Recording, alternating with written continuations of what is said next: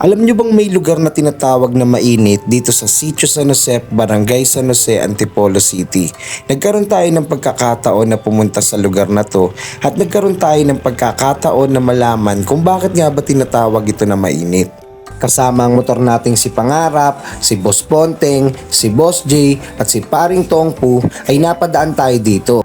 Bumaba tayo sa parte ng ilog na to na may lumang swimming pool na siguro maganda yan dati. At dito may parang balon na pinahawakan sa akin si Paring Tongpu. Init. Legit! Mainit nga yung tubig. Tuloy na yan, di na mawaka mo. Oo ano? Eh, dito sila kumukuha ng tubig inumin eh. Dito. Mainit nga. Dito pa rin. Legit guys, mainit nga yung tubig sa sitio mainit. Mga ilog-ilog eh.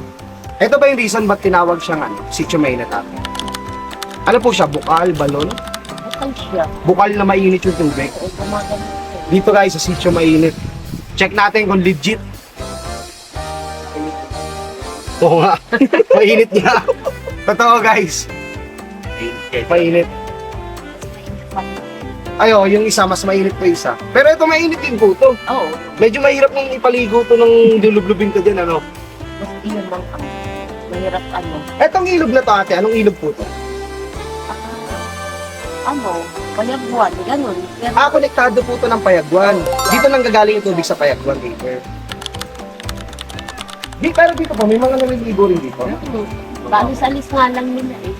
Kaso ang problema, pag dito, may ilang yung mga taga dito na gumamit. Hindi naman. Okay lang po. Sa akin naman kasi, wala namang ano para sa last naman. Okay. Parang ito ate, medyo malalim na to. Ito. Pero yung tubig na to, malamig na to, ano? Legit guys. Solid dito sitio mainit talaga. Pwede ka dun magbanlaw. Wala din dito mainit na tubig. Bakit daw ganun ate? Ang alam ko sa bulkan.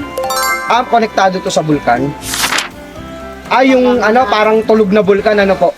Oo, ganun. Yun ang mainit. Ha? Ibig sabihin, may bulkan tayo dito na tulog, di ba? Yun daw sabi, yung susundalaga. Susundalaga.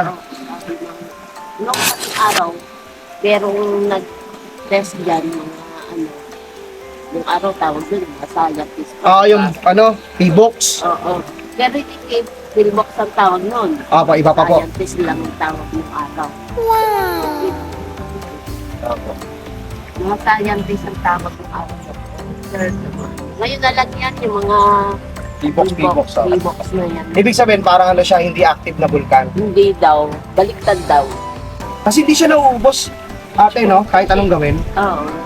Mauubos siya pagka tinanggal mo, tapos maya-maya yan. Bagong tanggal ng ano, kasi nag-igip yung mga tao, kaya lang may naligo. Hindi ako nakatingin, nakita ko nasa loob na. Nandito?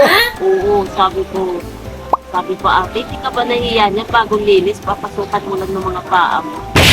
Kahit hindi ko alam, sana Respeto, oo, kasi dun inaano ng mga tao. Sabi ko, respeto. Kasi, ano naman yung susunod na maliligo? Opo. Eh, yung iba nagagalit, marami dyan Kahit tayo lang sila. mag-iiwan pa nga dyan mga basura. Yun lang talaga ang problema. Sa may dulo?